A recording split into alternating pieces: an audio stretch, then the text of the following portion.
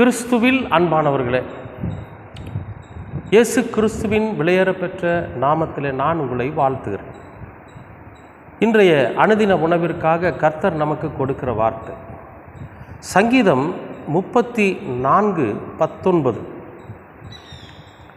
நீதிமானுக்கு வரும் துன்பங்கள் அநேகமாயிருக்கும், கர்த்தர் அவைகள் எல்லாவற்றிலும் நின்று அவனை விடுவிப்பார். நீதிமான்களுக்கு வருகிற துன்பங்கள் அநேகமாயிருக்கும், கர்த்தர் அவைகள் எல்லாவற்றிலும் நின்று அவனை விடுவிப்பார். கர்த்தர் அவைகள் எல்லாவற்றிலும் நின்று அவனை விடுவிப்பார். அன்பானவர்களே, நாம் எல்லாரும் நீதிமானா அப்படின்னா இல்லை. யோபு உத்தமனும் சன்மார்க்கனும் நீதிமானும் அப்படி இருக்கிறான். அவனுக்கு வந்த எல்லா துன்பத்திலிருந்தும் கர்த்தர் அவனை விடுவிச்சார். இப்படி பழைய ஏற்பாட்டின் காலங்களில் 10 கட்டளைகளை நிறைவேற்றி கொண்டிருந்த மக்களோட மத்தியில் யோபு பார்த்திங்கன்னா அவ்வளோ இது இருந்துச்சு. அதே மாதிரி பார்த்திங்கன்னா நோவா, அவர் ஒரு நீதிமானாக இருந்தார். இது மாதிரி நீதிமான்கள் ஆண்டவரால் அதாவது சான்று பகிரப்பட்டவர்கள் வேதத்தில் நிறைய பேர் இருக்கிறாங்க. ஆனால் இந்த வசனம் நமக்கு எப்படி பொருந்துது அப்படிங்கிறதா முக்கியம். நாம் நீதிமானான்னு கேட்டால் இல்லை, நாம் நீதிமான் கிடையாது.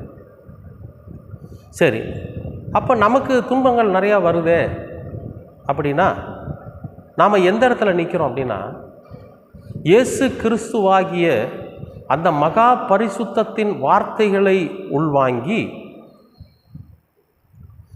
அவருடைய பரிசுத்த இரத்தத்தினாலே நாம் முழுமையாய் நம்மை கழுவுகிற போது நாம் அவரோட பிள்ளைகளாயிரும்.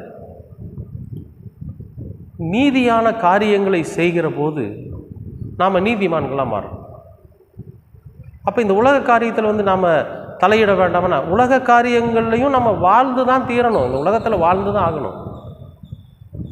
பவுல் ஒரு இடத்துல சொல்கிறாரு, நீங்கள் விபச்சாரக்காரரோடும் வேசிக்கல்லரோடும் பொய்யரோடும் திருடரோடும் கலக்கக்கூடாதுன்னு நினச்சிங்கன்னா இந்த உலகத்தில் இருக்கக்கூடாதுங்கிறார். அப்போ இந்த உலகம் அப்படிப்பட்டது, பொல்லாங்கனுக்குள்ளே கிடக்குது. அப்போ நாமும் அப்படிப்பட்ட மக்களோடு சேர்ந்து தான் வாழ்ந்தாகணும், வேறு வழி இல்லை. அப்போ நமக்குள்ளேயும் ஒரு சில தவறுகள் இருக்க தான் செய்யும். சின்ன சின்ன தவறுகளை நாம் செய்யத்தான் போகிறோம், செஞ்சுக்கிட்டு தான் இருக்கிறோம். ஆனாலும் அதனால ஆண்டவர் நம்மை வெறுத்துடுறது கிடையாது, ஆண்டவர் நம்மை வெறுத்து விடுறது கிடையாது. தன்னோட பிள்ளைகள் சின்ன சின்ன தவறு செய்கிறாங்க அப்படிங்கிறப்ப நம்மை மன்னித்து, நம்மீது கருணை கொண்டு கிருபை கொண்டு நம்மை மன்னித்து நம்மை நீதிமான்களாக்குறோம். நம்மை மன்னித்து நம்மை நீதிமான்களாக்கு. அன்பானவர்களே, நமக்கு ஆண்டவராகிய இயேசு கிறிஸ்துவோட வார்த்தைகள் நம்மை வழி நடத்துகிற போது நம்ம எப்படி இருக்கிறோம் நினச்சி பாருங்கள். இந்த உலகத்துக்குண்டான வேலையை செஞ்சாலும், உலகத்துக்குண்டான காரியத்தில் இருந்தாலும், கடவுளை பற்றி நம்முடைய சிந்தனைகள் வருகிற போது நாம் நம்மை பரிசுத்தமாக காத்துக்கிறோம். அப்போ நம்ம யாரிடத்துல போய் நம்மளோட பிரச்சனைகளை சொல்ல முடியும்? நமக்கு ஒரு பிரச்சனை வந்துடுது, நமக்கு ஒரு வேதனை, ஒரு துக்கம் வந்துடுது, ஒரு வியாதி வந்துடுது, அல்லது ஏதோ ஒரு கஷ்டம் வருது, அல்லது ஒரு சோதனை வருது. நம்ம யாரிடத்துல போய் சொல்ல முடியும்? ஒரு குறிப்பிட்ட வயசுக்கு மேலே நமக்கு அப்பா அம்மா இருக்க மாட்டாங்க.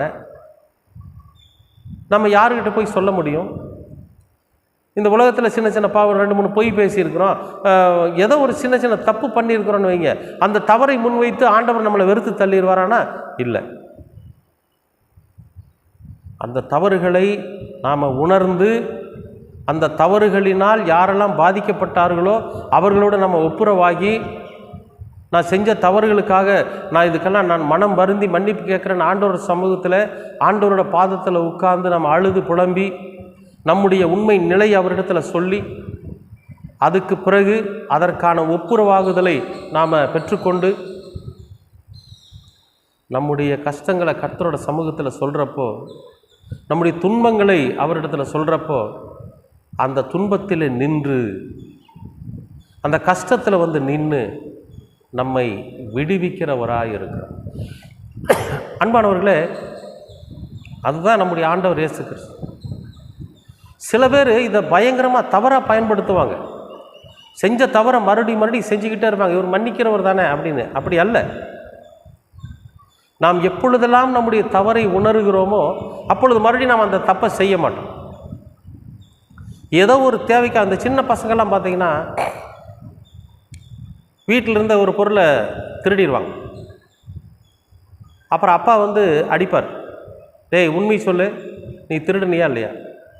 நீ நீ நீ திருடுனன்னு உண்மை சொன்னேன்னா உனக்கு ஒரு கேக்கு வாங்கி கொடுக்குறேன் அப்படின்னு சொன்னாக்கா இவன் கேக்குக்கு ஆசைப்பட்டு என்ன பண்ணுவான்? ஆமாம் திருடினேன் அப்படிமா. அப்போ கேக்கை வாங்கி சாப்பிட்டுட்டு மறுபடியும் என்ன பண்ணுவான்? கொஞ்ச நாள் கழித்து மறுபடியும் ஒரு திருட்டு வேலை பண்ணுவான். மறுபடியும் அவங்க அப்பா வந்து என்ன பண்ணுவார்? ஒரு கேக்கு வாங்கி தரேன்னு சொன்னால் உண்மையை ஒத்துக்குவான். ஆனால் அப்பா கேக்கு வாங்கி கொடுத்தது எதுக்கு அப்படின்னா, இந்த திருட்டுத்தனத்தை நாம் ஒத்துக்கணுங்கிறதுக்காக. இனிமேல் நாம் அந்த திருடக்கூடாதுங்கிற எண்ணம் அந்த பிள்ளையோட மனசில் வராது.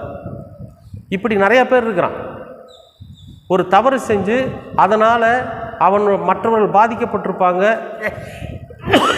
ஆண்டவரோட சமூகத்தில் அதை சொல்லி அவன் என்ன பண்ணியிருப்பான்? மன்னிப்பை வாங்கியிருப்பான். கர்த்தர் தான் நம்ம மன்னிக்கிறவராச்சு, இன்னொரு முறை நம்ம அதையும் செய்யலாம், அதனால் வரக்கூடிய லாபத்தையும் நம்ம அடைஞ்சிக்கிட்டு ஆண்டவரோட சமூகத்தில் போய் மன்னிப்பு கேட்கலான்னு இன்றைக்கி நிறையா பேர் இருக்கிறான்.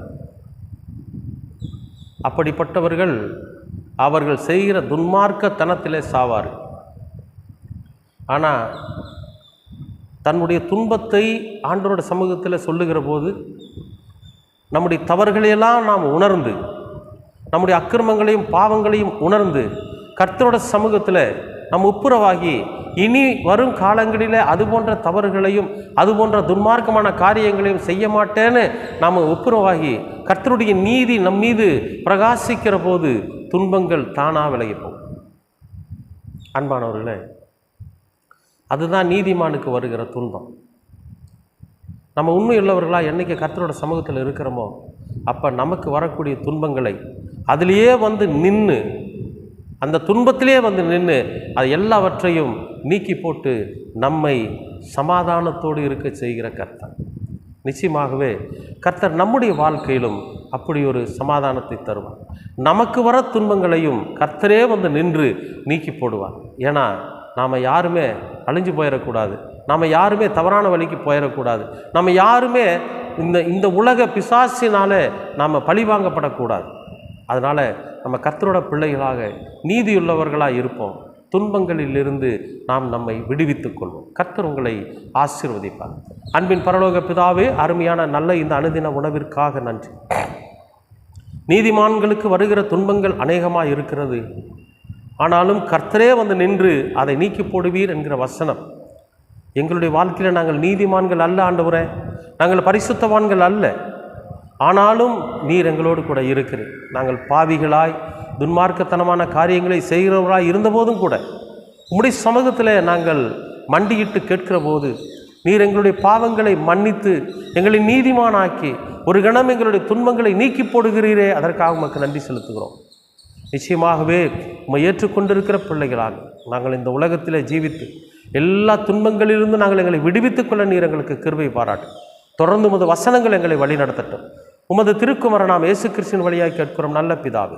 ஆமேன், ஆமேன், ஆமேன்.